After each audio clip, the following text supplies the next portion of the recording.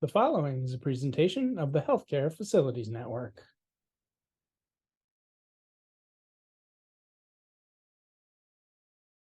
All right, so tell us about your flexible scheduling and staffing. You just talked about the 4-day work weeks, right? Is that the way you run the shop, or is it, so just tell us about your flexible staffing. So that's how I implemented in the shop. So when I first got here, I just took the observation route. Like, let's see how the dynamic works. I've heard from How the long shop, did you oh, we do observe? everything. How long did you So yeah, observe for? I observed for about 2 weeks. Okay. So I just sat back because I heard, oh, we do everything great. The shop's the greatest. You know, they are. They're great guys, but I think there's minor tweaks. So on Friday, I would see like maybe 2 or 3 people in the shop. And I would go to the supervisors.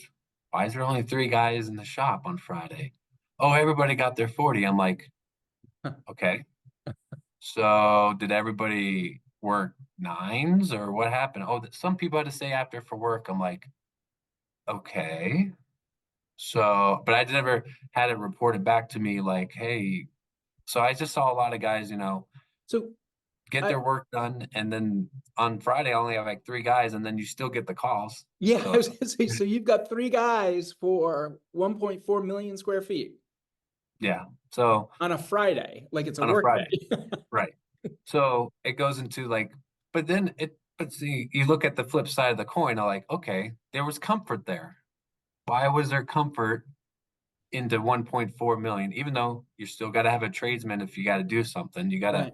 So I'm like, I took my time of analyzing and observing instead of like, oh, this is the way it's going to be. There's a comfortability here. There's a comfortability of, oh, that can wait. So it depends on how it's presented, but there's a comfortability of what we can accept. And Can I ask you, so, can I ask you a question? Did you look at, so, you're in that first 2 weeks, you notice that there's 3 people in the shop on a Friday. How are their work order metrics? How are their PM metrics? Like were the stuff that you're supposed to be doing, was it getting completed or?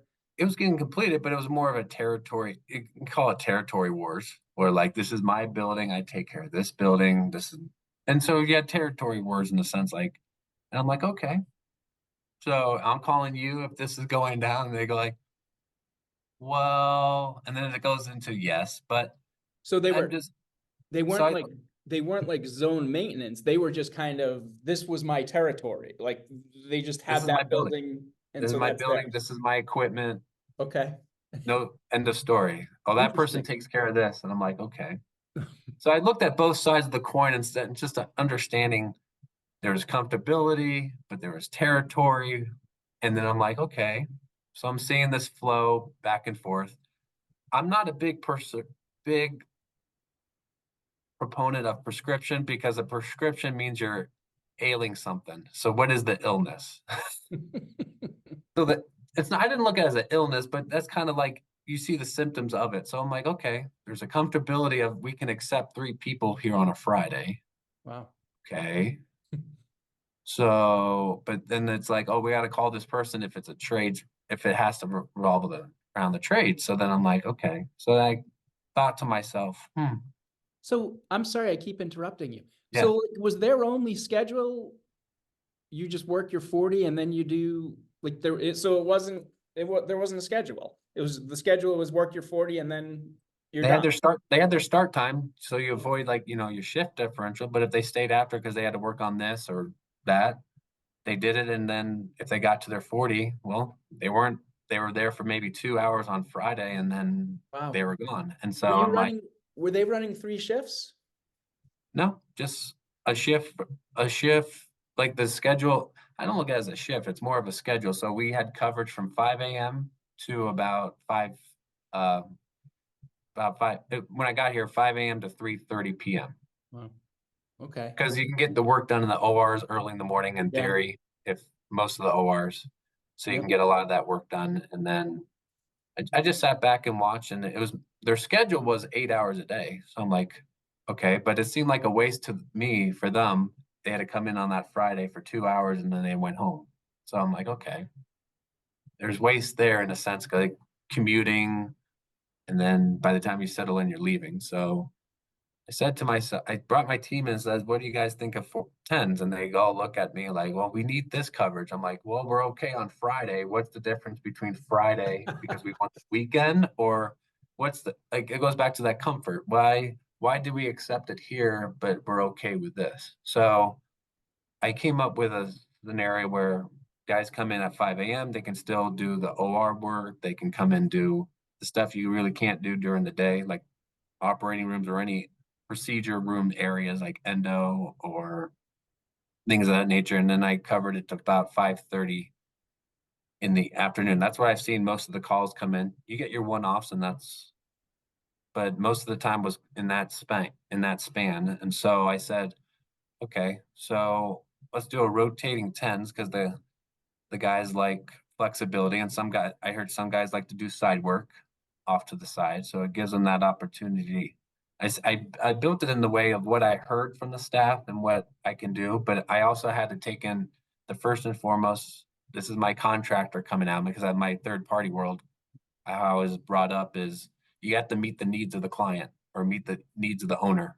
So I factor that all together that you got to have that healthy balance. And I explained to them this is why I came to the conclusion they all got on board. Where I have at least one trade here on during that time span where we can cover for the hospital, and everybody's embraced it. And they're taking that flexibility of not taking things as a norm, but they're taking what that's given to them and they can enjoy it. Because I So, think sometimes when things become common, we just tend to go like, "Oh, that's just the way it is," instead of right. always embracing why we have what we have. Yeah, kind of returning to the roots of why you're doing what you're doing. Yeah. So explain that again. You have two teams of how many people are on each team, and what's that rotation again? So one team works from so there's a mix. Some people come in 5 to 3:30, and then a mix of 6 to 4:30, and one person who works from the 7 to 5:30, and on each team. So about 10 to 12 people on each team. But some people opt for the 5/8s, which still accomplishes what Huh. I want. So they get that flexibility, either work 5/8s or 4/10s. And so one group will work Monday through Thursday, while the other group works Tuesday through Friday. And then they rotate. The people who work Monday through Thursday will work Tuesday through Friday. And the group that worked Tuesday through Friday the first week will work Monday through Thursday the next week. And so every other week they get a 4 day uh, weekend out of it. Okay. You And, guys who I'm sorry. oh, and it's all about the communication that's passed on to the team. So it's not like, oh, that person's doing it.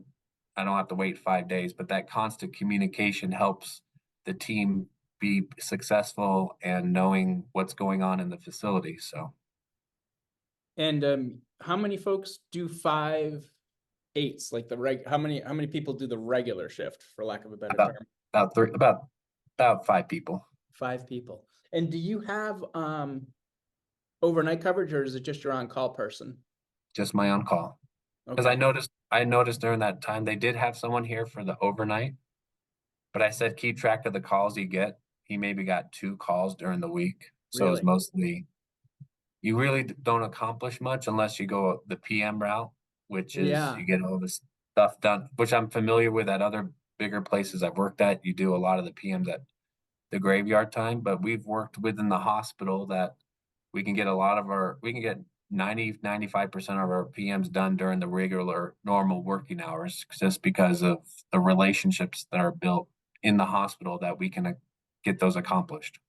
So So are you also doing a lot of your PMs from like that 5 a.m. to 7:30, 8 o'clock time? the most intrusive ones like your 90-second battery test and or 30-second battery test, and just the ones that are intrusive like to in the areas that are always busy. But we've my team has done a great job. You still get complaints when the ice machine's down, but you know, build that relationship, build the culture. Like this is how the workflow happens. And so when people embrace how the workflow and culture happens, you get a lot more flexibility. Craft provides strategic real estate solutions that enable organizations to get the most out of their physical infrastructure. At CREF, the difference is we're not just advisors, we're operators. Our expertise in strategic asset advisory, project management, regulatory preparedness, and finding operational efficiencies allows us to provide organizations with end-to-end visibility and insight into their real estate portfolios and physical assets. Please visit us at www.cref.com. Have you found that, and this is just going to like employee retention, employee satisfaction, work-life balance, has the 4-10s benefited you in that regard? And what do you hear? You know, like you said, right? You're competing against a lot of different organizations. How has this scheduling benefited you, if it has? I think it's been from what I get the feedback from my team, it's benefited them greatly. Just they enjoy having that Monday off that you don't have to go to work when it's your 4-day. They are able to get more done at home or pick up a side job. They're able just to enjoy their weekend.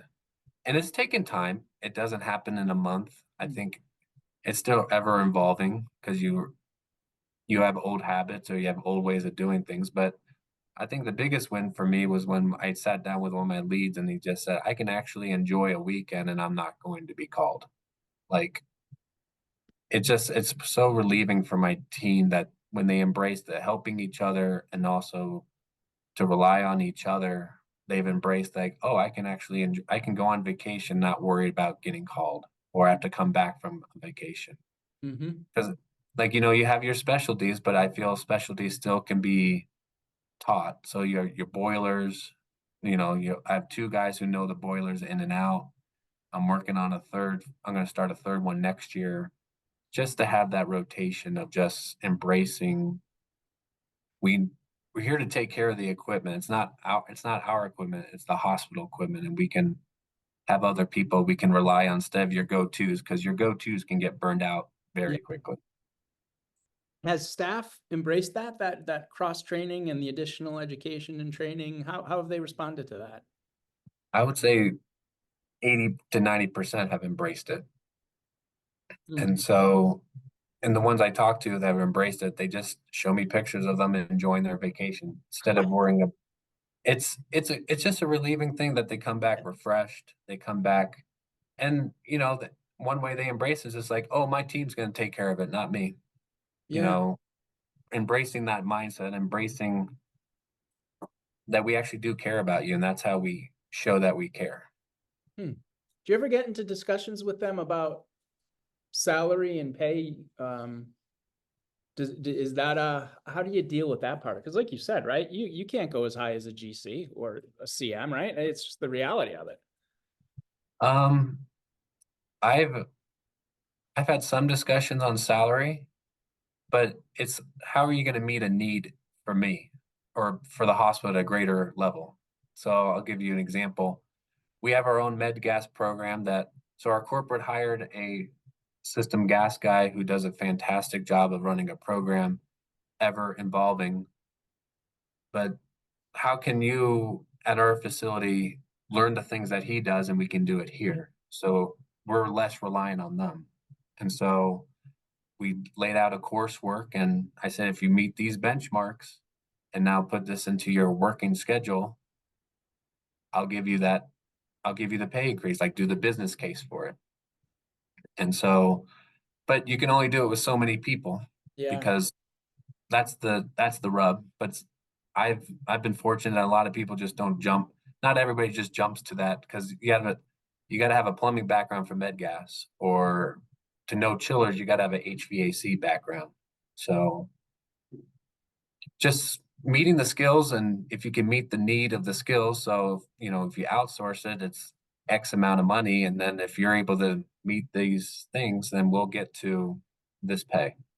So I know we got a hard break coming in a couple minutes, but we got a little more time. I know that you have additional thoughts relative to staffing, right? Things that you that can be implemented. But before I ask you that, how long did it take? Like when you came in, did your staff think you were nuts? What did your staff think of you, and how long? You've alluded a couple of times to like bringing people on. How long did it take to get the full buy-in? And because you've changed, I mean, that's a pretty substantial change that you've made. So what did they think of you, and how long did it take for buy-in?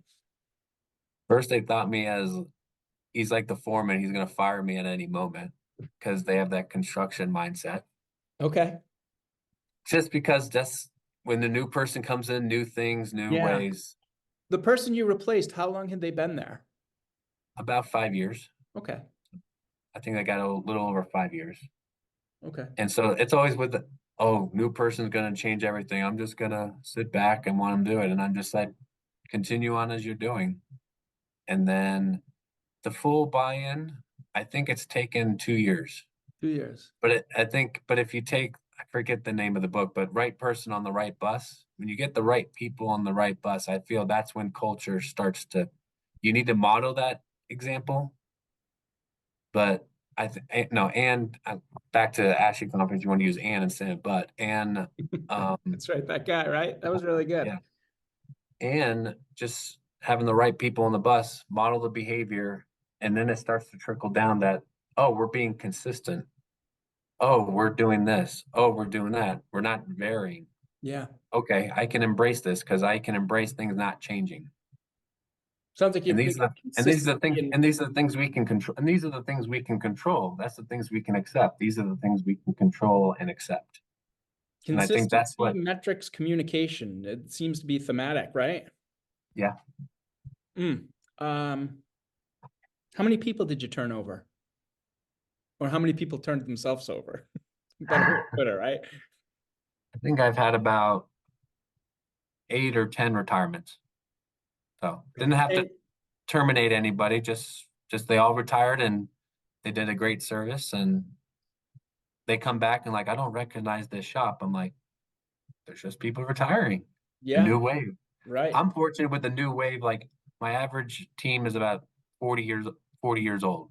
I was gonna ask you that next week. That's a nice age to have, 40. Yeah.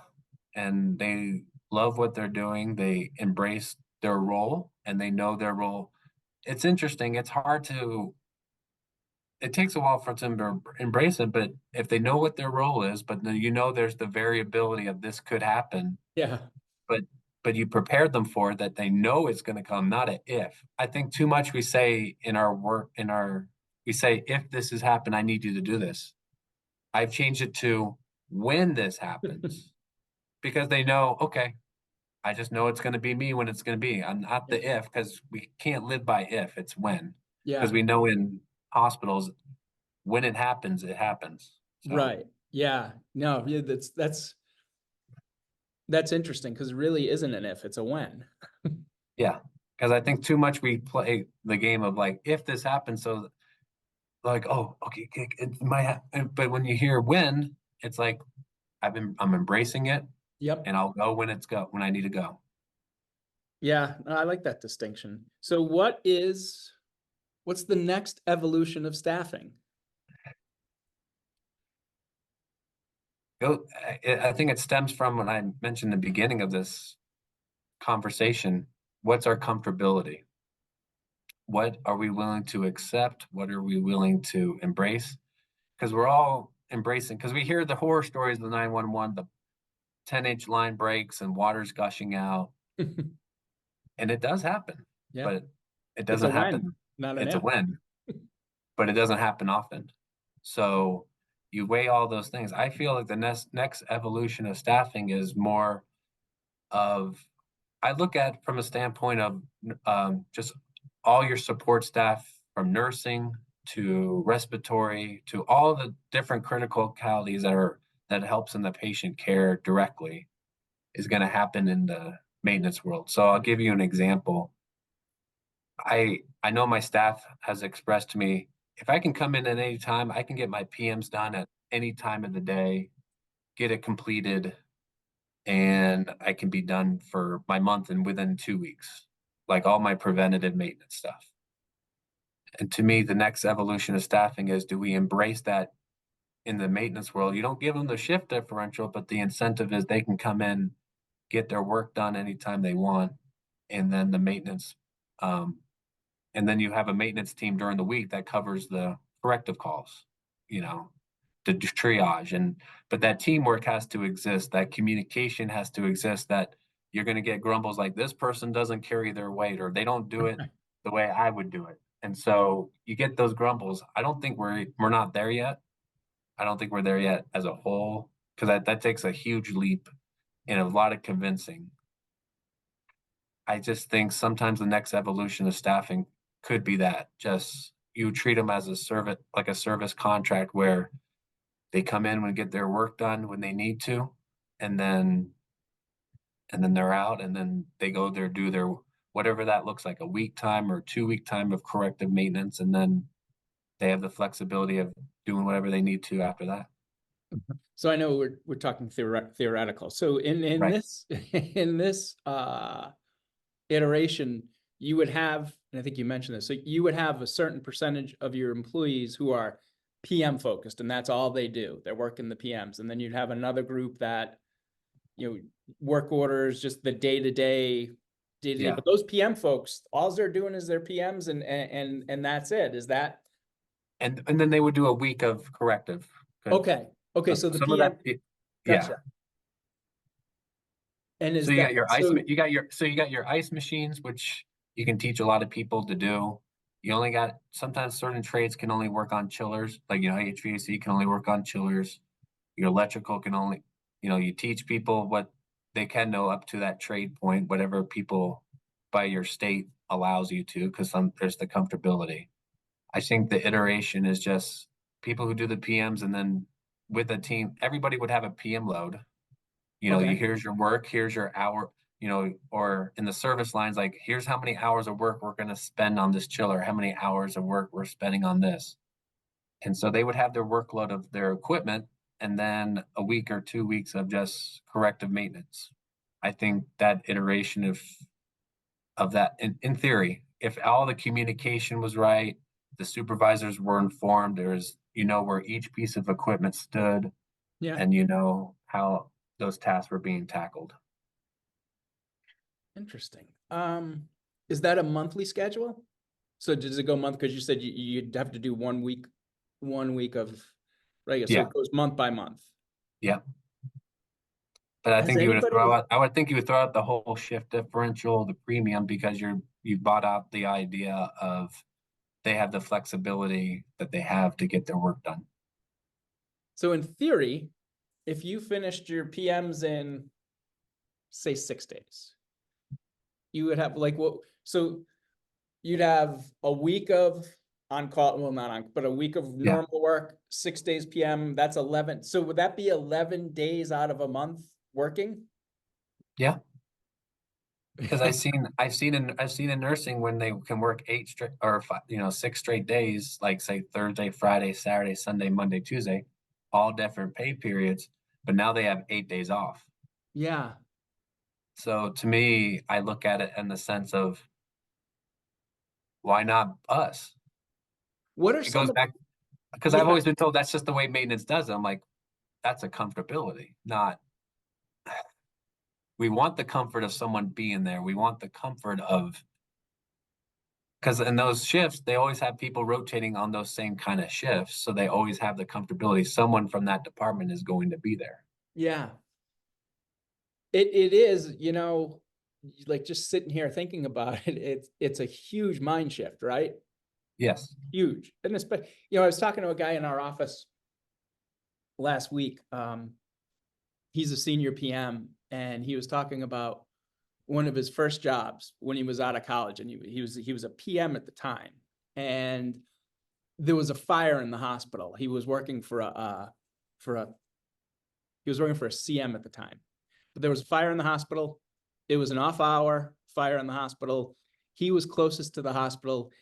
He's like, I was the only person from the company who responded. Like, he had a guy who was up skiing. People were all over, and he was there. And I remember him saying, he was wearing his coat, his that had the CM on it. He's like, the first thing I did when I got there is I took my coat off, because I didn't want anybody, because it was their subcontractors who had started. It was a spark left over. I mean, it happens it doesn't happen all the time, but it happens. But Yeah. anyways, that's kind of the mindset though that you're fighting against, right? When you try to implement something that's different, like fires happen, suppose there's nobody here, right? Right. Emergencies happen, suppose there's nobody here. How would you answer that? How do you answer that? And I know I'm putting you, you're not doing Yeah. it now, you're just thinking about it, so. Why do we think of these hypotheticals? Because I think there's a comfort to why we need someone there, because something has happened before because we needed that maintenance person there. Can we shift our mindset that when people are here 24/7, like a security or different departments, are they able to embrace their culture, embrace the environment that they live in? Because we all work in the environment. I Yeah, think sometimes you see it on surveys when the environmental care comes out, they point the finger, oh, that's the facility manager. I'm like, you realize this is a hospital at whole, right? No, but we're not taught that. We're taught to no, stay in our lane, and facilities takes them care of the environmental care, but the environmental care is a hospital culture. It's a how do we if they see stained ceiling tiles everywhere, it's not oh because the facility manager's not doing the job. It's a culture of you guys don't report the ceiling tiles not being stained. And so that's to me the ownership of everything. Like does everybody know where their pull station is? Does everybody know where their fire extinguishers? Like we do those little things and we've accepted that we can ask nursing or whoever, hey, where's your nearest pull station? Why can't we embrace? Do you know where your nearest shutoff is? Like they know where the shutoff gas is for the med gas, but do we know where the nearest shutoff is for the water? So what are we willing to accept? What are we willing to be comfortable with as a hospital team? Not just hospital team facilities, but hospital as a whole. yeah. Okay, so my last question for David Emery, and we got a hard break, so we could keep going, but it's very interesting. So David is a facility manager, Intermountain Health, Provo, Utah. David, listening to you talk, it would almost seem, especially what your last answer was, that before a model like this could be implemented, it would need a whole hospital kind of educate. You'd almost have to change the way hospitals look at the department. That to me would be the bigger challenge in this, right? You'd have to train or educate your hospital colleagues, I think, before you could even get to this point, it would seem like, right? Because there's so much that folks don't know. Yes. And there's some things that we've just embraced that we accept, but we don't go any further because it's too much. Yeah. However, I know nursing is the most creative bunch I've ever seen in my life, where if a piece of equipment doesn't work, they're gonna find another piece of equipment that will do the job.